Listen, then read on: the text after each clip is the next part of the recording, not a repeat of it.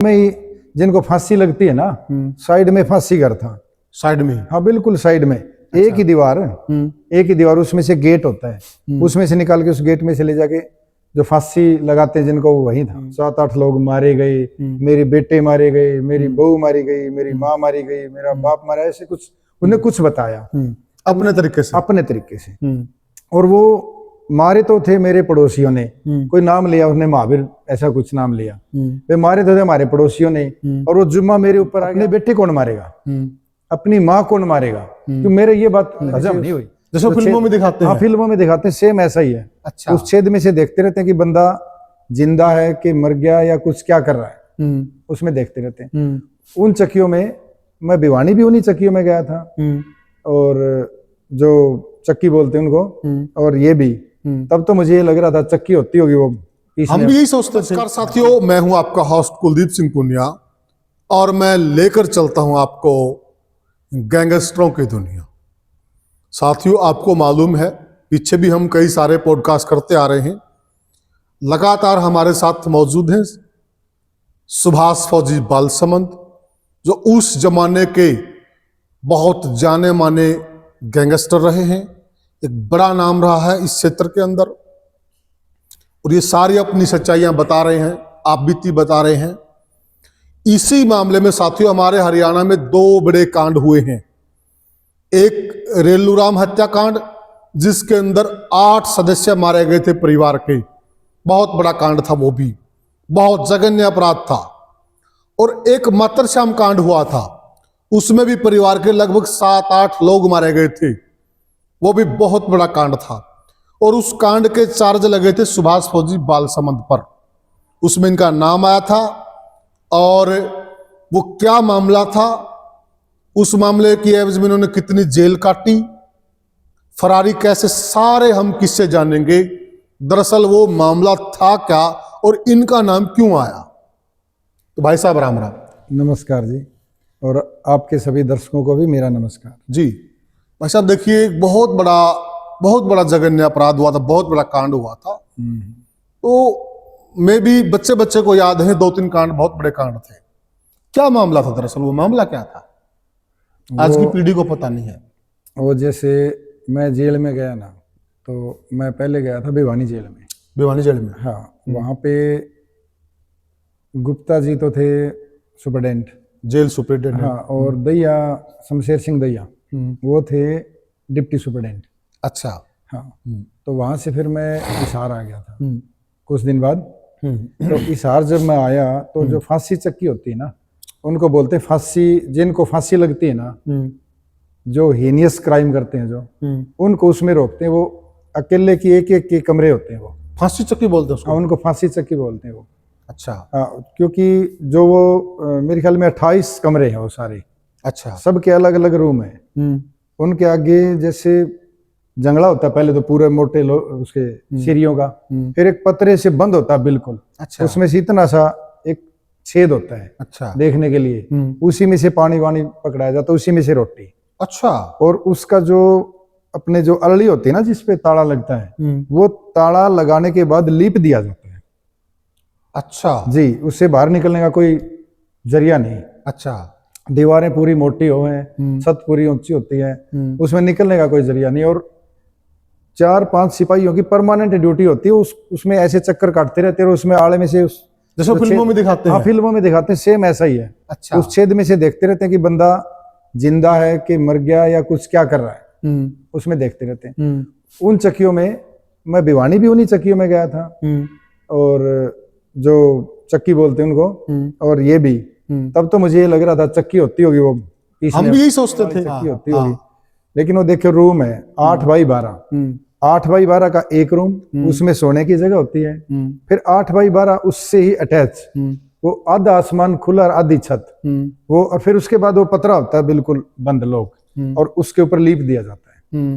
वो खोलने का कोई कारण नहीं। तो पोटी वोटी अंदर है, एक छोटा सा बाथरूम, एक छोटा सा वॉशरूम। अच्छा। हाँ जी, तो वॉशरूम में एक साइड में बाथरूम, बस उसमें ही। मक्खी मच्छर ना ऐसा होते होंगे थोड़े मोटे, तो वही है अपने घरों में ऐसे हो, ऐसे ही। हाँ ऐसे है। तो उसमें मैं बंद था, उसमें रहा मैं कई महीने उसके साथ। जिनको फांसी लगती है ना, साइड में फांसी घर था, साइड में? हाँ बिल्कुल साइड में। एक ही दीवार, उसमें से गेट होता है, उसमें से निकाल के उस गेट में से ले जाके जो फांसी लगाते हैं जिनको, वो वही था पास में ही। आपके ट्रम में कोई फांसी टूटा? ना मेरे ट्रम में कोई नहीं टूटा, उसमें झाड़ बोझे खड़े थे। अच्छा, तो काफी लंबे समय से कोई फांसी नहीं टूटा? मुझे इसका पता नहीं, मैं अब इसके बारे में कुछ जो मुझे नहीं पता उसके बारे में मना करूंगा, जो पता है वही बताऊंगा। Very good. हो सकता है मेरे कहने में थोड़ा हेर फेर इतना हो सकता है कि मुझे कंफर्म याद ना हो। कंफर्म का मतलब एग्जैक्ट याद ना हो। कई बार एग्जैक्ट याद नहीं होता। जैसे मान लो कि एक कोई भाई बता दे कि आपने तो बोला ये होता ये है, कोई जरूरी नहीं है कि मैं परफेक्ट बोल पाऊंगा। हल्का सा ऊपर नीचे हो सकता है मेरे बोलने में। 25 साल पुरानी, 27 साल पुरानी, 25 साल पुरानी बात है, तो कुछ याद नहीं। मैं गया तो मातृश्याम का जो हत्याकांड का जो मुजरिम था, उसका नाम था ईश्वर सिंह। ईश्वर सिंह? हाँ जी। तो वो वही था। वही था? हाँ, उन चक्कियों में ही था। अच्छा। क्योंकि फांसी होनी थी उनको, इतना वो था। तो मैं गया तब वहां पे और लड़के थे ना, वो उसके मतलब ठोकर ठाकर मार देते थे उसको। अच्छा। तो बुजुर्ग सा नफरत करते थे? नफरत करते थे। तो वो बुजुर्ग सा आदमी था। जब मैंने देखा ना उसको, जैसे चाय मिलती है 3 बजे, ऐसा कुछ है, 3 बजे चाय मिलती है, तो जब उसकी चाय आई ना तो किसी ने उसके लात मारी। अच्छा। और चाय भी गिर गई, रो रोने लग गया। तो मैंने देखा यार ये आदमी कौन है रे, क्या जब तक मुझे नहीं पता था मातृश्याम कांड के बारे में। अच्छा, नहीं पता? मुझे नहीं पता था कि मातृश्याम में कोई कांड हो गया। हम तो बाहर थे, जो फरारी काट रहे थे। हाँ, हम तो बाहर थे, कहीं बाहर ही थे, पकड़े गए, फिर हमें थोड़ी पता था उसका। मैंने तो तब देखा जब मैंने देखा इसके साथ इतनी मतलब अत्याचार क्यों। तो मैंने उससे पूछा, मैं कहा भाई आप कौन हो, कैसे आए हो, मतलब ये क्यों कर रहे हैं आपके साथ ऐसा। तो वो बोला ऐसे ऐसे मेरे घर पे ऐसे कांड हो गया, 7-8 लोग मारे गए, मेरे बेटे मारे गए, मेरी बहू मारी गई, मेरी माँ मारी गई, मेरा बाप मारा, ऐसे कुछ उन्हें कुछ बताया अपने तरीके से। और वो मारे तो थे मेरे पड़ोसियों ने, कोई नाम लिया उसने, महावीर ऐसा कुछ नाम लिया, वे मारे तो थे हमारे पड़ोसियों ने। और वो जुम्मा मेरे ऊपर आ गया। सारे मेरे ऊपर मतलब सोचते थे कि मैं एक दबंग आदमी था, इसलिए मेरे ऊपर लगा दिया। उनकी 2 शादियां भी थी शायद है? नहीं, मुझे नहीं पता, उसके बारे में नहीं पता।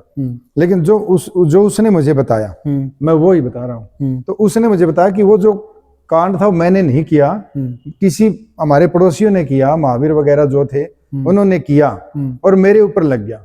तो मैंने क्या फीलिंग ली उससे, उसके बताने से कि भाई हम 2 दोस्त हैं और एक दोस्त बाई चांस कहीं एक्सीडेंटली मर जाता है और वो हमें पता नहीं होता भाई मारा तो किसी और ने है, और घर वाले चार्ज लगा दे हमारे ऊपर ही। एक तो दोस्त गया और एक चार्ज लग गया उसका, तो बुरा लगता है वो बहुत। मैंने वो फील किया कि वो ये तो इनके साथ बड़ा बुरा हुआ। तो मेरे को उससे हमदर्दी हुई हमदर्दी, सहानुभूति हो गई। हाँ, सहानुभूति। मैंने कहा कि कोई बात नहीं अंकल जी, मैं इनको बोल दूंगा, ये आपको तंग नहीं करेंगे, अगर ऐसी बात है तो कोई बात नहीं, मैं बोल दूंगा। तो मैंने जब सहानुभूति दिखाई तो मेरे और क्लोज आ गया। हाँ, क्लोज, क्योंकि वो सहारा ढूंढ रहा, वो सहारा ढूंढ रहा था और मैं उसको सहारा मिल गया। मैंने उन सब से रिक्वेस्ट कर ली जो वहां पे बंद थे, वे गैंगस्टर ही थे सारे, मतलब कहने में आगे हो सकता है उनका कसूर था ना था मुझे नहीं पता, वो गैंगस्टर के नाम से जाने जाते थे। उनको मैंने रिक्वेस्ट कर ली कि भाई कोई में बात नहीं, बुजुर्ग आदमी है, बुढ़ा आदमी है, आप क्यों तंग करा। वे बोले इसने करे, अपने बेटे कौन मारेगा, अपनी माँ कौन मारेगा, क्यों मेरे ये बात हजम नहीं। ठीक है दुनिया को मारे, लेकिन अपने बेटे अपनी माँ को कौन मारता है। तो मेरे को लगा कि ये शायद हो सकता है इसके गलत चार्ज लगाओ, इसलिए हमदर्दी थी। तो उसके बाद वो मेरे को कर दिया गया 9 ब्लॉक में, एक हाई सिक्योरिटी सेल है हिसार की सेंट्रल जेल में, चक्कर जब बीच में बिल्कुल हाई जेल के अंदर जेल। अच्छा। हाँ, जेल के अंदर जेल, वो 1 एकड़ में है शायद, उसकी 4 दीवारी भी इतनी ऊंची जितनी बाहर की 4 दीवारी है। अच्छा। वो अलग से है, वो बिल्कुल पहली बार खुली थी मेरे लिए। अच्छा। हाँ, वो हाई सिक्योरिटी सेल आतंकवादियों के लिए बनाई गई थी, तो उसमें मुझे शिफ्ट कर दिया। तो वो सब तब तक मुझे ये लगने लगा था धीरे धीरे उसके व्यवहार से भी हो सकता है ये कांड इसी ने किया हो, उसके व्यवहार से। अच्छा। कई बार वो बातें ऐसी कर लेता था। तो जो ऑफिसर थे वहां के, बामल साहब थे डिप्टी उस टाइम, और बिश्नोई थे सुपरडेंट। वो डिप्टी साहब मेरे पास आए, बोला सुभाष तेरे वाले रूम में कर दे इसको, तेरे वाली जगह कर दे इसको। मैंने तो मना किया था। मैंने कहा नहीं सर, ये मुझे ठीक नहीं लग रहा आदमी, इसके विचार मुझे ठीक नहीं लग रहे। अब तक तो ठीक है, मैंने इसकी मदद कर दी, लेकिन अब मुझे भी ठीक नहीं लग रहे, डाउट हो रहा है। हाँ डाउट हो रहा है। वो बोले इसको कोई मार देगा वहां, तेरे पास सेफ रहेगा। उसकी खुद की इच्छा है कि मुझे सुभाष के पास छोड़ दो। तो मैंने सोचा डिप्टी साहब कह रहे हैं तो ठीक है, डिप्टी साहब की तो बात माननी चाहिए, और माननी चाहिए भी, ऑफिसर है वो। मैंने कहा ठीक है सर छोड़ दो। वो मेरे पास आ गए, वो बस सेवा करते थे। मैं बताऊं, वो बुजुर्ग थे, वो जबरदस्ती सेवा करता था। मैं नहीं चाहता था कि वो मेरी सेवा करे, लेकिन वो करता था। वे कुछ बना दिया, रोटी बना दी, चूरमा बना दिया, इस तरह की चीजें वो मतलब करने लगा, वो इम्प्रेस करने के लिए, ताकि ये खुश हो जाए। तो मैंने कहा ठीक है, इसका भी टाइम कट जाएगा, तेरा भी ठीक है। तो चलते चलते उसकी किसी वजह से फांसी की बजाय 20 साल की सजा हो गई। तब उसको बाहर उम्र कैद बोलते हैं, उम्र कैद, हाँ उम्र कैद होगी। तो बाहर भी निकलना होता, फिर तो जमानत भी होती है ना। जब उसकी जमानत हुई तो उसने मैंने उससे शुरू में ही वादा कर दिया था जाते ही, जब 2, 4, 5, 10 दिन में उसने वादा ले लिया मेरे से कि भाई मैं कभी बाहर जाऊं तो मेरी रक्षा तू करना। अच्छा। हाँ, मैंने बोल दिया कि ठीक है, मैं ये वादा करता हूं कि तेरी पहली छुट्टी मैं कटवाऊंगा, चाहे कुछ भी हो। मैंने प्रॉमिस किया था उससे। अच्छा। तो उस प्रॉमिस में मैं बंधा हुआ था। तो जब इसको पहली बार जेल से निकला ये, तो मैं ही आया था इसको लेने के लिए। अच्छा। हाँ, मेरे पास फोन भी आई। अच्छा, आप पहले बाहर आ लिए थे? पहले मैं बाहर आ गया था। ओके। उसके कुछ दिन बाद इसको निकलवाया था। ओके। तो मेरे पास फोन भी आई, ऐसे बोल के आए कि इसकी मदद मत करना, इसको हम जेल से निकलते ही मारेंगे। अच्छा। हाँ, रोड पे भी नहीं जाने देंगे। मैंने कहा यार, मैंने इसकी एक छुट्टी कटवाने का वादा कर रखा है, तो मेरी भी रखो कुछ तो। बोले नहीं नहीं सुभाष, ऐसा है, इसको तो हम मारेंगे। मैंने कहा भाई इसको मारो तो पहले मुझे मारना। मैंने ये बोला था, भाई इसको मारो तो पहले सुभाष को मारना, मैं तो एक छुट्टी पक्की कटवाऊंगा, चाहे फिर लड़ाई हो ना हो। वो बोले देख लिए, बोला फिर पाँच से गवाह बनेगा तू। उन्होंने ये बोला कि भाई तू फिर पाँच से गवाह बनेगा, 20-50 लाख रुपये लेके मानेगा। उनकी वर्डिंग थी ये। मैंने कहा भाई 20-50 का तो मैंने बेरा नहीं, आज तक तो मैंने लिए नहीं, और आगे के बेरा मैं ढिसड़ जाऊं कि मैं ठीक रहूं, आगे का मैंने बेरा नहीं। कोई बात को नहीं, मैं पहली छुट्टी इसकी कटवाऊंगा, दूसरी छुट्टी का मेरा ठेका को नहीं। होगी बात। उसको मैं लेके गया निकाल के, वो डरा हुआ था। वो बोला मैं घर नहीं जाऊंगा, मुझे मार देंगे, ऐसे कर देंगे, तू अपने घर लेके चल। मैं उसको बालसुंद लेके गया, एक रात बालसुंद कटवाई। अगले दिन पंचायत थी। अच्छा। इसके गांव में मातरशाह, इसमें जो दड़बा का भरत सिंह है ना बेनीवाल, वो भी पंचायत में था। अच्छा। हाँ, तो सारे लोग पंचायत में बैठे थे, हम इसको लेके चले गए। मैंने उनको यही बोला कि भाई कोई गलत वाकया मत करना इसके साथ, भाई कहीं ये सोच के अकेला समझ के इसको मार दो तुम्हें। मैंने इसकी जिम्मेवारी ले रखी है एक बार की, अब की बार इसको कुछ मत करना। और मैं लेके आया हूं, इसके साथ अगर पैचअप आपका होता हो तो कर लो, और नहीं होता हो तो छोड़ देना इसको। हम भी कई गाड़ियों में गए थे ऐसे, खाली तो वैसे तो नहीं गए, हम भी अपना बंदोबस्त करके गए थे, भाई बाई चांस इसके ऊपर हो जाए कुछ तो हम बचाएंगे, ऐसे करके गए थे। गांव को पता है मातरशाह को इस बात का। लेकिन मैंने तो उस वक्त देखा जाए ना, किसी को सेफ्टी देना, किसी की सुरक्षा करना तो पुलिस का काम है। तो पुलिस को नहीं बोला था उसने क्या मेरी सुरक्षा, या पुलिस भी लगी होगी वहां को पहले ही मैंने बोल रखा था, तो उसको पता था कि ये बचा लेगा। उसको पता था इस बात का कि जरूरत नहीं है, और पुलिस उसकी सुरक्षा नहीं करेगी। उसका रवैया पुलिस के लिए भी तो खराब था ना, खराब रवैया था। तब वो आया ना, उसका फैसला हो गया आपस में, उनके हो गए 60-65 एकड़ जमीन। तो 60-65 एकड़ में 10-20 एकड़ जमीन का तो उसका लगा दिया दंड घर वालों ने, पंचायत ने, और बाकी 30-35-40 एकड़ उसको दे दी एक जगह।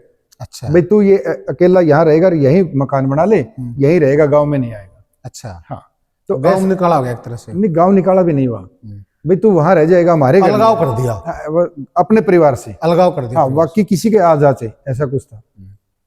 मैं उसके घर एक बार भी नहीं गया। अच्छा। हाँ, उसका घर बन के भी तैयार हो गया, मैं उसके घर एक बार भी नहीं गया। जब मुझे उसके में कोई कमी लगी ना, उसने एक बार अपने भाई के ऊपर दोबारा से गाड़ी चढ़ा दी। अच्छा। हाँ, गाड़ी मतलब उसको मारने की कोशिश की। सगा भाई था? चंदर को, हाँ, अपने सगे भाई को। अच्छा। जिसको पहले गोलियां लगी थी 6, अच्छा, वो बच गया था। बच गया था। उसको मारने की फिर कोशिश की। तो फिर कोशिश की तो फिर मेरे गांव के ही आदमियों ने उनके साथ रिश्तेदारी, वो मेरे पास आई। बोले यार सुभाष, जुल्म हो गया। मैं के बात? बोले तने गलत आदमी की मदद कर दी। मैं बात बता। बोले ऐसे ऐसे कर दिया उसने। मैंने कहा गलत बात है, तो ये तो अच्छी बात नहीं है उसकी। भाई मैंने इसलिए थोड़ी बचाया था तो फिर मार दे। मैंने तो इसलिए बचाया भाई तू पश्चाताप कर ले, तेरी गलती का पश्चाताप कर ले, इसलिए बचाया था, इसलिए थोड़ी बचाया तू फिर मार दे। ये तो फिर मैं बुरा हो गया ना इस मामले में। तो वो बोला, मतलब उसको मैंने समझाया ना, वो उस वक्त रोब में आ गया था। अच्छा। हाँ, रोब में था वो। क्योंकि जब वो थाना थोड़ा में जाता ना, सुनने में आया है, मुझे नहीं पता, मैं साथ में नहीं था, कि वो बताता था कि वहां वो डीएसपी मिला, मैंने उसको धमका दिया। अच्छा। ये कर दिया, मैं तू अब भी ऐसा ही है, तेरा व्यवहार बदला नहीं तूने। बोले मैं तो पहले भी ऐसा था, मैंने तो चौधरी भजनलाल के थप्पड़ मार दिया था। बोले अच्छा। हाँ, उसने कहा ऐसा कि मैंने चौधरी भजनलाल के भी थप्पड़ मार दिया था। मतलब इस तरह की वो मनगढ़ंत या कुछ रोब के लिए ना सुनने में भी आया था ऐसा। अच्छा। कि सरेआम उस पे जो थे ना इनके रैली ही प्रोग्राम, उसमें इसके लाइसेंस थे। अच्छा। चौधरी बंसीलाल के लड़के सुरेंद्र के साथ भी लाइसेंस थे। अच्छा। उनके घर पे भी बहुत अच्छे लाइसेंस थे। चौधरी बंसीलाल के साथ भी लाइसेंस थे, इनके मतलब इनके साथ थे। और जब उसने वो कांड कर दिया था, तो मेरे हिसाब से वो कांड इसलिए किया, बाद में तो पता चल गया इसी ने किया, बाद में तो पता चल गया था। मेरे हिसाब से उसने इसलिए किया कि मैं अपने परिवार को मार के और दूसरों के नाम लगा के ये शो करूंगा कि ऐसा ही हो गया, मैं मेरे साथ बहुत ज्यादा बुरा हुआ, तो लोगों की सिंपैथी लेने के लिए और फिर मैं इलेक्शन लड़ूंगा चौधरी भजनलाल के खिलाफ, और मैं यहाँ से जीत जाऊंगा और फिर मैं चला जाऊंगा विधानसभा में, और वहां जाके फिर मैं दबंग तो मैं हूं, डरता तो मैं किसी से हूं नहीं, ऐसे उसका मानना था। और फिर मैं वहां अपना दबंग तरीके से 5-10 एमएलए को करके और मुख्यमंत्री बनूंगा। अच्छा, ये उसके विचार थे अंदर के। इतनी शातिर सोच मुझे फील हुआ ये, मुझे उसका बाद में फील हुआ ये, क्योंकि मैं बाद में तो पूछना मैंने शुरू कर दिया ना कि सबसे ज्यादा किसके पास रहा हो? मेरे पास। आपके पास? किसी को भी नहीं पता इतनी बातों का, जितनी ईश्वर की बातों का मुझे पता, क्योंकि वो मेरे फेथ में था। तो मैंने उससे फिर बातें निकालनी शुरू कर दी कि तूने ऐसा क्यों किया, लोग तो कह रहे हैं कि एक लेडी और रखता है तू, उसके लिए तूने ये कांड कर दिया, वो सारी बातें।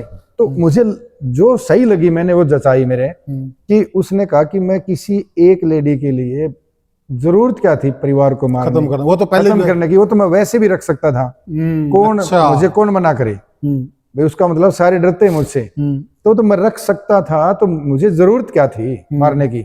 मेरा जच गया बात, रख तो सके, वैसे भी तो लोग रखे ही है, 2-2 बहू है कहीं गए। फिर वो धीरे धीरे उसकी पॉलिटिक्स की बातें आई ना, कि मेरा सोचना था, मैं सोच रहा हूँ कि भाई ऐसे कोई हो आदमपुर से भजनलाल को हराए, फिर वहां जाए, वो कोई दबंग आदमी हो सकता है। मैं फील करता कि अपने ऊपर कह रहा है, ये सारी बातें अपने ऊपर लेके मुझे बता रहा है। तब मुझे अंदाजा आया कि काफी बातें थी उसकी, काफी बातें बताता था वो, परिवार की भी बातें बताता था वो, गांव की बातें बताता था, और लोगों की, चौधरी बंसीलाल के घर की, सुरेंद्र के घर की, और जैसे जिनके साथ उनके ताल्लुकात हैं, सबकी बातें मेरे आगे उसने बताई, ताकि मेरा विश्वास बना रहे, मैं उसका साथ दूं। उसने इसलिए बताई वो सारी बातें, वो तो मुझे पता है। उसके बाद फिर मैंने देखा है तो आदमी अच्छा नहीं है। जब वो मरा ना, वो किसी ने भी मारा, वो जो किसी ने भी मारा, वो मरा तो वो चार्ज मेरे ऊपर लगा। आपके ऊपर लगा? जी। अच्छा। वो डायरेक्ट मेरे ऊपर लगा कि भाई सुभाष जी ने इसको मारा है। अच्छा। वो केस हो गया। अब मुझे तो भागना ही पड़ा कि भाई मैं भागूं इधर उधर, कोई सेटिंग करूं, देखूं भाई मेरे ऊपर क्यों लग रहा है चार्ज, मैं तो यही सोचूं।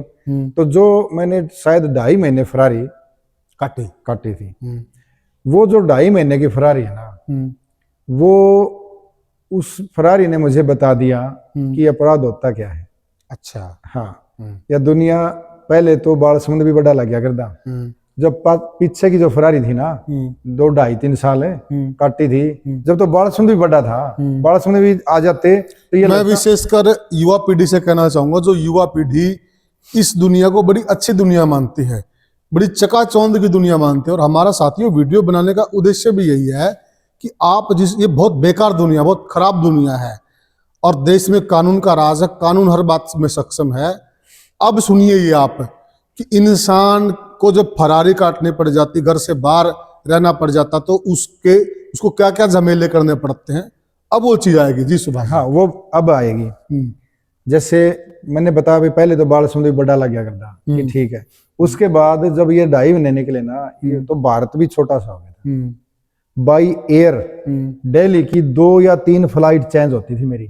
अच्छा। दिल्ली 2 या 3 फ्लाइट, दिल्ली से गुवाहाटी उतर गया, गुवाहाटी से कलकत्ता उतर गया, वहां से फिर बंबई उतर गया, फिर वापस दिल्ली आ गया।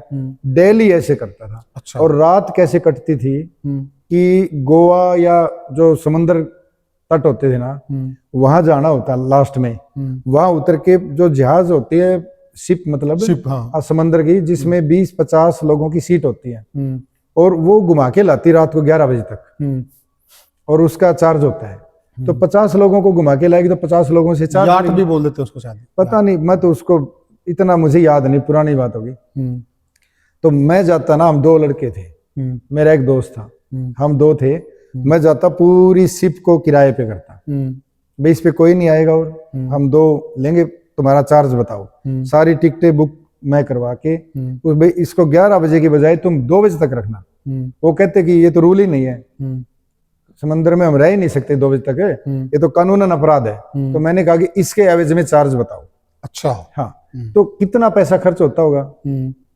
बहुत पैसा खर्च होता, बिल्कुल होता होगा। अब वो एक एक दिन छोड़ो, एक घंटा कटना मुश्किल हो रहा था। एक घंटा, 1 घंटा कैसे काटते हमारा मन जानता था। कि जैसे हम उतर गए किसी शहर में, उसके ठीक 1 घंटे बाद, 1.5 घंटे बाद, 2 घंटे बाद पुलिस वहां की, जैसे महाराष्ट्र में उतर गए, महाराष्ट्र पुलिस और हरियाणा पुलिस। और मैं नाम भी बताऊं, शायद एक डीएसपी का मुझे नाम याद है, ये जो आसी के पास नहीं, जिसने सुसाइड किया था, भगवान दास डीएसपी। भगवान दास यादव है था कि गुज्जर, मुझे ये नहीं पता। एक भगवान दास डीएसपी था, उसको तत्कालीन टिकट मिलती थी एयर बाई एयर। अच्छा जी, तत्कालीन। वो तो बाद में बताया ना उसने कि हम तेरे इतने पीछे थे कि तू ठीक आधा घंटा पहले निकल जाता था। यानी कि फिर हमारी हरियाणा पुलिस को भी कहना पड़ेगा, दाद देनी पड़ेगी। मैंने को इतनी ज्यादा एक्टिव थी कि कई बार तो, और आज भी बाकी प्रदेशों के अलावा ज्यादा हमारी जो हरियाणा पुलिस है साथियों, देखिए बहुत बार हम पुलिस की आलोचना करते हैं, लेकिन कई पहलू होते हैं एक बात के। अब एक पहलू ये भी कि हमारी हरियाणा पुलिस बहुत एक्टिव है, सुभाष जी बता रहे हैं। नहीं है एक्टिव, और जिलों से, और